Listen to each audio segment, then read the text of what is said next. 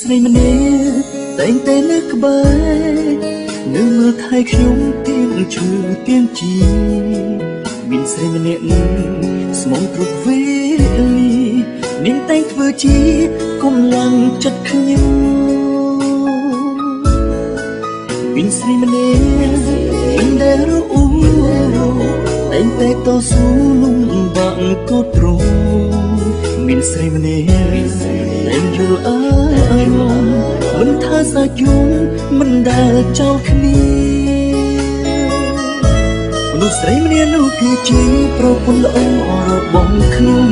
នាងមិនដែលសមអ្វីឬក៏ទៀមទាគ្រប់ពេលដែលរងាយើងក្បែរគ្នាកាលពីតែ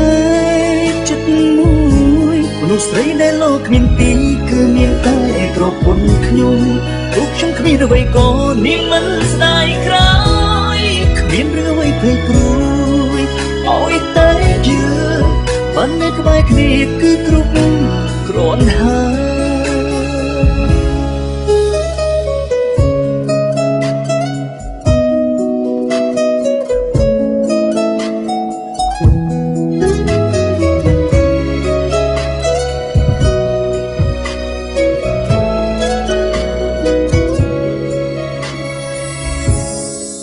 មានប្រមម្នាក់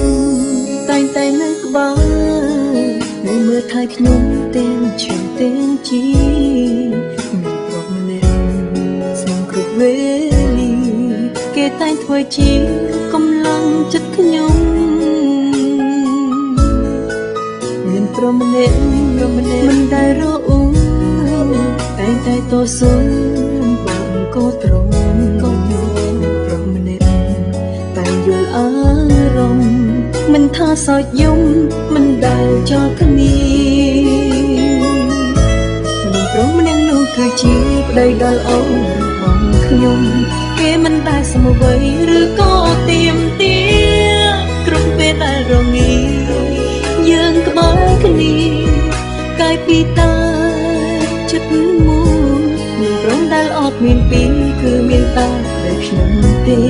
ទោះខ្ញុំគ្មានអ្វីក៏គាត់មិនស្ដាយក្រោយគ្មានរឿងអ្វីព្រៃព្រួយឲ្យតែយើងបាននៅក្បែរគ្នាគឺគ្រប់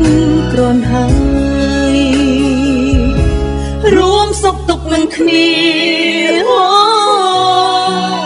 មានតែប្តីប្រពន្ធម្នាក់ក៏គ្មានពាក្យថានៅហត់ទូជួបរឿងអ្វីតែចាប់ដៃគ្នារួមចា